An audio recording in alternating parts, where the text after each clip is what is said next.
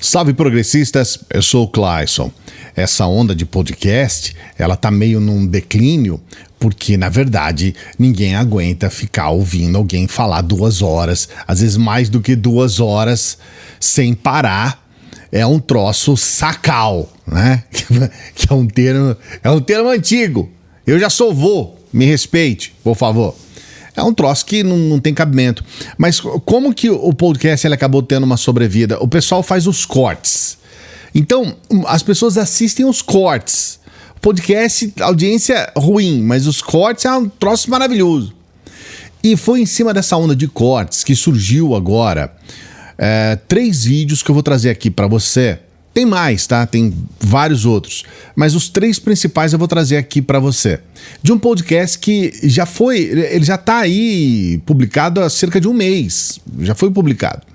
Só que as pessoas não tinham dado muita atenção, aquilo estava muito no nicho, né? Nichado, muito no nicho neopentecostal.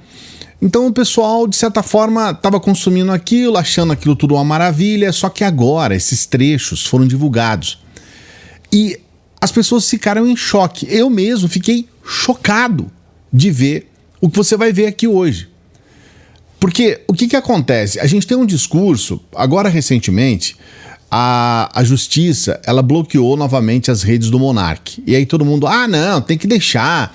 A democracia, ela se autorregula. É a mesma história do mercado se autorregula, que é uma falácia, que é uma baboseira gigantesca, criminosa, inclusive, né? Vai falar o mercado se autorregula, daqui a pouco vira o que é o capitalismo selvagem. O capitalismo, né? Não precisa nem ser selvagem. E essa coisa de falar, não, deixa rolar solto, pode defender nazismo, tá tudo certo, liberdade de expressão, aquela coisa toda, a gente sabe qual é o final disso. Tá? E o que você vai ver aqui hoje, já dá para prever o final. Eu vou trazer esses vídeos, sempre lembrando para você dar o like aqui. Não se esqueça do like, hein? Eu sempre lembro que toda vez que eu não falo para dar o like, as pessoas esquecem. Então dê o like, se inscreva no canal. E eu queria que você, se você puder, né, e quiser, compartilhe esse vídeo aí nas suas redes e pergunte para as pessoas aí nos grupos de WhatsApp o que eles acham disso. Converse com pessoas para você identificar quem é que defende esse tipo de comportamento dito cristão e preste bem atenção nessa pessoa, porque essa pessoa não deve ser do seu convívio, não, sabe? São pessoas que já estão num ponto em que o cometimento de crimes não vai tocar essas pessoas, então elas já estão calcificadas, o coração já virou pedra, entende? Então, coloca lá no vídeo do WhatsApp, faz esse vídeo lá no teu WhatsApp, faz esse teste aí. Eu quero começar com... São 3 vídeos, 2 desse pastor aí do Nicolas, e um vídeo do próprio Nicolas. E são vídeos que têm mensagens de ódio e homofobia escancarados. Esse pastor, se você olhar a feição dele, se você olhar, eu não sei, né, com o tempo, eu já sou como eu disse, eu sou um avô. Com o tempo a gente vai aprendendo, né? 52 anos de idade. Com o tempo a gente vai aprendendo, só de bater o olho ali a gente já sabe, não é preconceito nem nada não. É uma questão de percepção.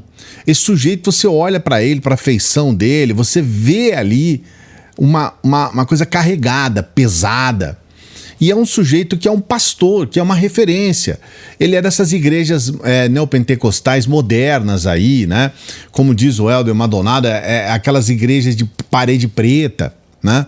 E essas igrejas, elas estão cooptando jovens que entram nessa onda aí, achando que só porque estão ali falando em nome de Jesus está tudo certo. Mas são falas criminosas. Esse pastor que você vai ouvir agora, ele é amigo do Rodolfo, do Raimundos. Ex-Raimundos, né? Eu quero que você veja a primeira fala em que ele é profundamente homofóbico e reducionista e tenta usar uma falsa psicologia ali que não diz respeito a nada, somente ao seu preconceito. Olha esse primeiro trecho. Você continua considerando que é fácil o discipulado de homossexuais? Que eu gosto de discipular homossexuais. Aí eu dei um exemplo. Eu continuo achando que é fácil quando o cara aceita o peso da palavra e aceita que a raiz da homossexualidade é a orfandade. O cara está fugindo do pai que teve ou do pai que não teve. Ele quer compensar isso no colo de um homem.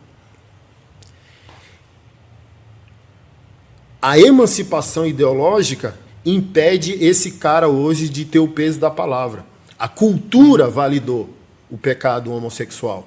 E para piorar, pastores desviaram a sã doutrina. Então você vai encontrar a igreja gay, e se não encontrar a igreja gay, tem os pastores liberais teologicamente.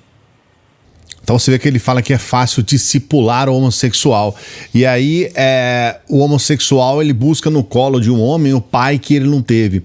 Veja bem, por que isso é uma tremenda de uma estupidez e de uma idiotice? Porque isso, inerentemente, a palavra que ele está colocando ali, isso teria que ser regra para todo mundo. Nós temos pessoas que têm pais... Ele fala pai que teve ou que não teve. Ele não dá alternativa também, né? Mas se fosse algum problema com relação à paternidade, todas as pessoas do mundo que tivessem problemas com paternidade seriam homossexuais. Então é óbvio que isso não é um recorte válido. E para as pessoas isso pode fazer um sentido. É um problema com o pai. Ou ele teve ou ele não teve, que não tem alternativa, né? Mas mesmo que ele teve ou não teve, isso teria que ser uma regra para todo mundo, e não é. Quem tem problemas com os pais, normalmente com o pai ou com a mãe, né? Porque aqui ele fala do homem, né? Porque eu não sei, na lógica dele, a mulher que é homossexual talvez teria um problema com a mãe, não sei, né? E aí busca o colo de uma outra mulher. É uma estupidez gigantesca. Isso teria que ser uma regra, e não é uma regra. Há pessoas que têm problemas com os pais e não são homossexuais. Então... isso foi uma das maiores baboseiras, uma das maiores groselhas que a gente já ouviu. Mas ele fala isso do ponto de vista do homossexual, que quer levar uma coisa que é natural. Veja bem, é natural. A questão do desejo homossexual é natural ao ser humano. O desejo sexual é natural ao ser humano. Essa questão de fazer esse recorte, mas ele deseja homem ou mulher, cara, isso é o mesmo recorte de uma pessoa que gosta de loiro ou moreno ou qualquer coisa assim. Isso é uma questão de gosto pessoal e nem deveria ser colocado em algo que fosse muito mais profundo do que isso, porque isso é muito, muito, mas muito simples. Não tem complexidade, não tem que ficar viajando, é isso aí. Sabe, é natural no ser humano, acabou, encerrou o assunto aí, não tem essa história de querer inventar em cima disso. O Nicolas, ele começa a deixar o discurso mais pesado, mais carregado, e aí ele começa a justificar as mensagens de ódio que ele costuma a colocar frequentemente por trás do manto religioso, que é o pior de tudo, que é o mais nojento, é o mais asqueroso. É você se esconder no manto religioso e aí para dizer, eu sou religioso, eu sou cristão, eu acredito na Bíblia, eu acredito em Deus e não sei o quê, para dizer você comete as piores atrocidades, as atrocidades mais nojentas, mais criminosas. E aí você já começa a ver aqui uma inflexão do Nicolas já dentro das mensagens de ódio, além desse primeiro discurso homofóbico. Então por isso muita gente chega em mim e fala assim, Nicolas, pega um pouco mais leve, sabe que não sei o que. Eu falo assim, cara, como que eu pego leve com Golias, irmão? Eu não vou chamar ele pra tomar uma xícara de café, não. Eu vou pegar tudo que eu tenho aqui, eu vou dar na cabeça dele. Vou falar, irmão, vou arrancar a sua cabeça, vou mostrar pra todo mundo que você é meu inimigo. Sabe? Então eu acho que isso que a gente precisa ter. Sabe, mostrar isso para as pessoas com um coração fervoroso, de mostrar o seguinte também, arrependa-se. Uhum. Sabe, eu não quero falar tudo que eu vou falar aqui amanhã não, mas eu vou falar muito isso, vocês se arrependam, cara, porque se Jesus encontrar o coração de vocês e chamar, irmão, vocês vão pro inferno. E aí vai ser nesse nível. Se vocês quiserem me prender aí por isso, eu falar, aí tranca tudo. Porque se eu não posso pedir pro Lula se arrepender, aí o capeta não tá deixando eu pregar, aí é difícil. Aqui já começa a surgir o nome do Lula, daqui a pouco ele vai voltar, eu vou trazer o próximo vídeo, e aí você fala, bom, eu preciso arrancar a cabeça dele. O meu adversário político, só porque ele é de esquerda ou ele é de uma ideologia a qual eu não concordo, eu tenho que achar que ele é meu inimigo. Ele não é meu adversário político, ele é meu inimigo. Eu tenho que arrancar a cabeça. Eu tenho que chegar pro Lula e falar, ou você muda, ou seja do jeito que eu quero, ou eu vou ter que arrancar a tua cabeça, entende? Isso é fundamentalismo religioso. É usar a minha crença, a minha fé para oprimir o outro e obrigar o outro a pensar como eu, agir como eu ajo, pensar como eu penso, no sentido de fazer o que eu faço. E se ele não fizer isso, eu tenho que arrancar a cabeça dele. Eu tenho que ir para cima dele. E aqui eu tenho um próximo vídeo, que é ainda desse pastor. Nem sei se devo falar o nome aqui, porque aí a gente vai começar a divulgar. O Nicolas não tem jeito, né? O Chupetinha já é um cara conhecido nacionalmente. O cara tem milhões nas redes dele, né? Que agora, mais uma vez, foram suspensas. Mas a gente sabe que é um sujeito que já é conhecido. E ele se faz assim. Esse tipo de discurso é importante para ele, porque ele sabe que vai dar comentários e ele sabe que ele vai nadar nesses comentários aí, nessa onda, né, de exposição, porque há pessoas que concordam com isso. Mas veja agora o que vai dizer esse pastor. A gente precisa crer, cara. Você abrir uma janela aqui, sabe? A igreja diz, eu tô orando. Mas talvez a gente não tá orando na fé, na intensidade da fé. Do tipo assim, ó, o guerreiro é Deus. Salmos 2 diz que o Senhor tá rindo. Rindo por quê? Porque ele é capaz de destruir o imperador da terra. Então assim, ó, falta essas orações imprecatórias dos salmistas. Senhor, mata meus inimigos. Quebra os dentes dos meus inimigos. Falta a gente orar assim, Senhor, arrebenta a mandíbula do Lula. Sabe? Tipo, Senhor, prostra enfermos ministros do STF para que eles te conheçam no leito de enfermidade. Sabe? Do tipo assim, parece que a gente não tá crendo mais, cara. E a igreja tem poder apostólico. Paulo falou assim, ó, tinha um cara feiticeiro atrás deles enchendo o saco. Aí Paulo falou, fica cego, maldito, por 3 dias. E o cara ficou. Sim, você ouviu isso mesmo. Ele pede para que as pessoas façam orações imprecatórias, ou seja, as pessoas façam orações para que alguém, porque tem que ser alguém, se não é ele, é alguém, né? Alguém quebre a mandíbula do Lula. Fazer orações para que Deus ou alguém torne os ministros do STF doentes, que eles fiquem doentes, prostrados na enfermidade. Isso é claramente um discurso não apenas fundamentalista religioso, isso é um discurso de ódio que pode fazer com que outras pessoas tenham essa iniciativa de, em nome de Deus, quebrar mandíbulas de políticos ou aqui no caso do próprio Lula. Isso é muito sério, isso é muito grave. É muito grave.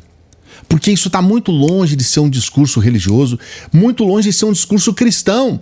Porque o próprio Cristo, ele veio para trazer uma palavra completamente diferente daquela a qual eles se referem aí. Essa não é a palavra do Deus cristão, porque Jesus Cristo veio para dizer, olha, o que está no Antigo Testamento precisa ser modificado, porque essas palavras aí, de ódio, essas questões do Antigo Testamento, Deus veio para falar, não, agora nós temos uma nova forma de entendimento, que é o amor, que é o perdão, que é você conseguir, de alguma forma, conviver socialmente sem precisar matar pessoas, ou quebrar mandíbulas, ou desejar que fiquem doentes e morram. Então, veja bem, é errado do começo ao final. E um ponto positivo dessa história toda é que agora o ministro Flávio Dino, ele vai pedir uma investigação sobre esse caso. E sendo comprovado esses discursos de ódio, que precisam ser uma questão frequente, tá? Às vezes num dia ali você fala alguma coisa, pode ser que naquele momento você teve um lapso, e você fala, não, isso daí eu nunca falei isso, eu falei só naquele dia e tal. Mas se for uma coisa recorrente e se isso, de certa forma, é um objetivo de instigar o ódio entre grupos e isso realmente acaba acontecendo, então aí é crime e precisa ser punido.